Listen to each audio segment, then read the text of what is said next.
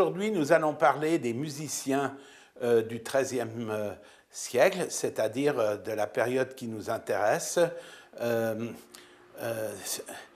particulièrement à Florence.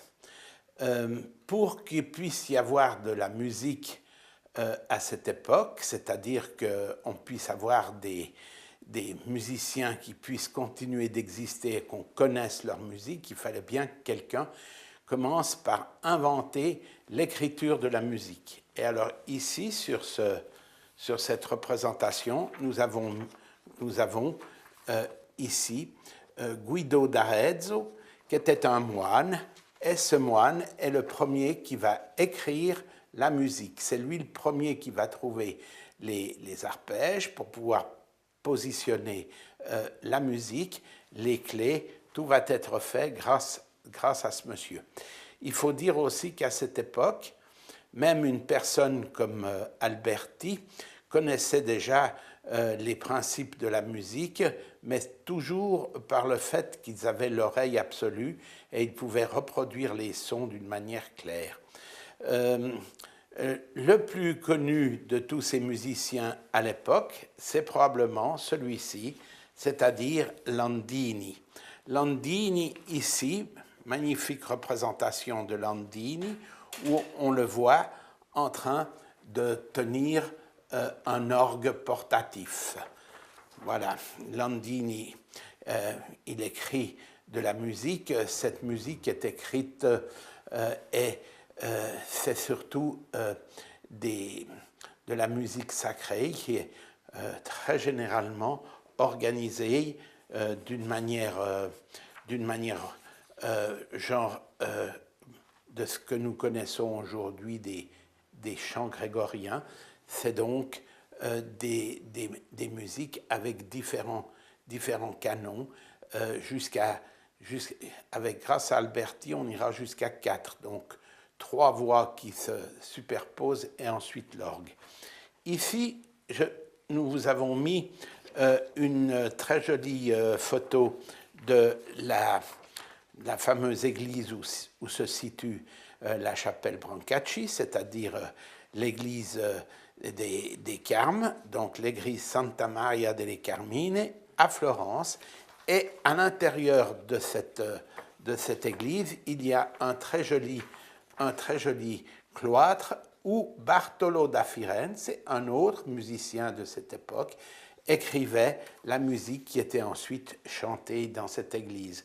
Ici, on a une représentation de la couverture du disque où on a retrouvé la musique de Bartolo que vous pouvez entendre derrière moi.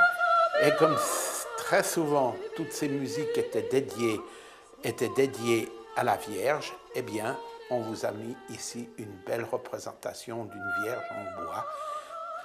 Très belle chose. Voilà, donc on peut dire qu'à partir de maintenant, nous avons des musiciens qui écrivent de la musique, qui font chanter cette musique, et la musique commence à entrer dans la vie des gens.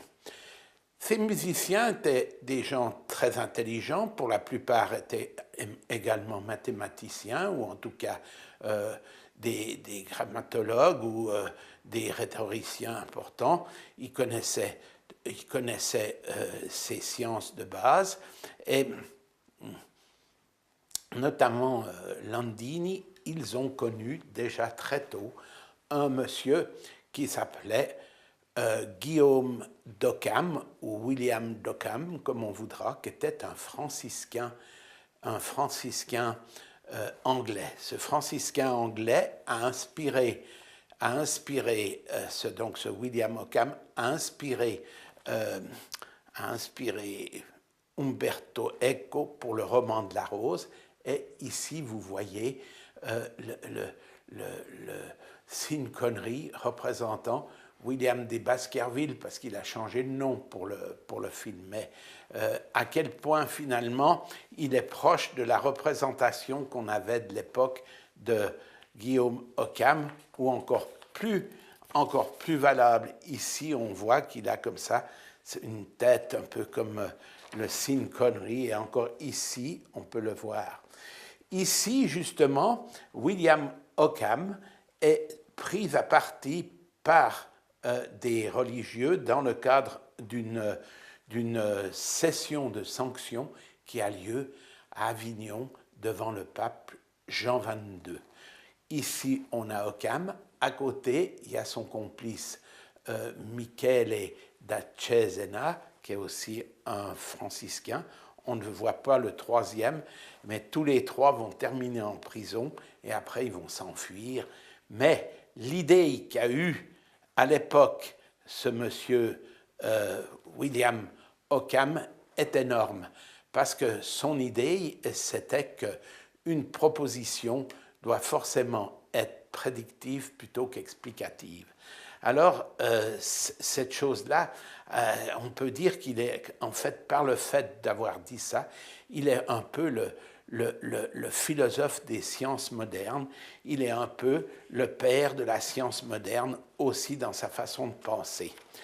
Alors, pour se rapprocher de nous, on va faire un petit halte auprès de ce monsieur de Laplace, le comte de Laplace, qui était le ministre de l'Intérieur du grand empereur, enfin à l'époque il était premier consul, du premier consul Napoléon Bonaparte.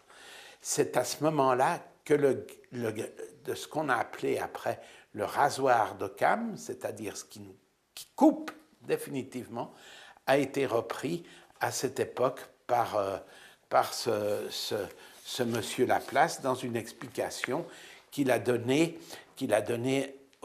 à Napoléon. Et ce monsieur Laplace avait écrit un livre qui s'appelle « Exposition du système du monde ». Ce livre exposait déjà très en détail toute la composition du monde et de la cosmologie.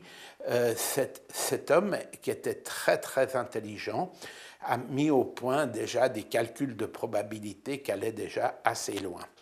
Alors, il y a eu cette parole du général Napoléon qui lui dit « Mais Newton a parlé de Dieu dans son livre. J'ai parcouru le vôtre et je n'y ai trouvé ce nom pas une seule fois. »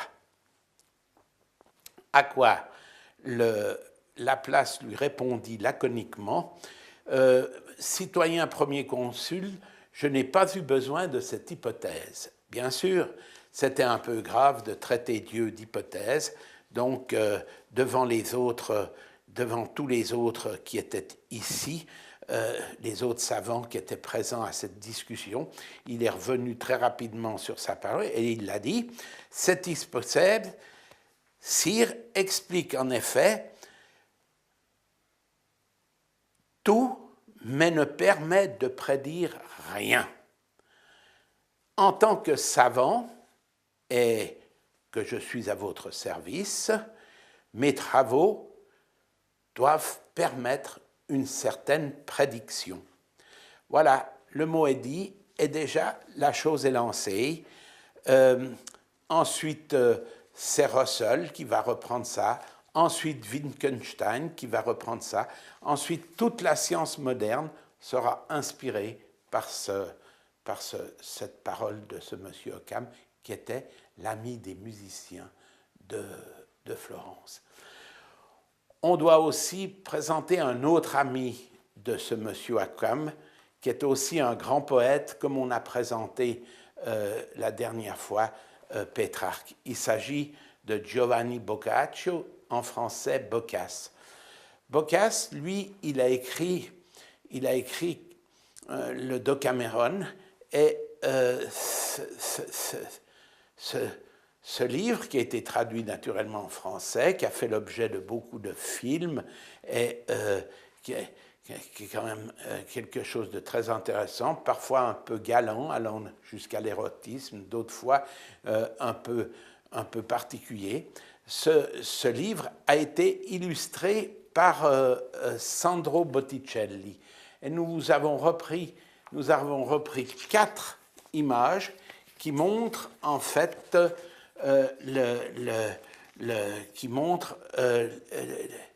une partie de ce Decameron. La nouvelle s'appelle le mariage d'Onesti. Alors, avant qu'il y ait le mariage, voilà une forêt, et dans cette forêt, un chevalier chasse une femme. Intéressant comme chasse. Et ici, il a déjà lancé les chiens contre elle, elle est déjà mordue, elle va mourir, elle meurt. Ensuite, le chevalier descend de son cheval, il découpe la femme pour la faire manger par ses chiens. C'est assez étrange. Honesty, qui a vu la scène, invite le chevalier à manger les chiens après. Ben, de raison de s'arrêter. Vous voyez, on a même coupé les arbres pour avoir de la place, etc. Ça, c'est le banquet d'Honesty. Et après, sur une des femmes qui n'était pas morte, lors de cette chasse, eh ben, il l'épouse, ce monsieur Honesty. Et voilà, le mariage d'Honesty. Vous pouvez voir que c'est absolument extraordinaire, ces dessins de Sandro Botticelli, c'est très beau. Alors, je voulais vous les présenter.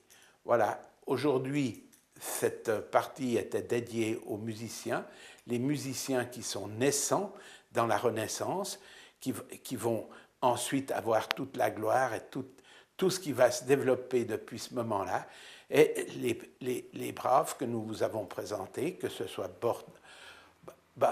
Barcello da Firenze ou bien Landini, sont en fait aussi et en quelque sorte un petit peu les ancêtres des Beatles. Voilà, je vous souhaite une bonne fin de journée. Merci à tous.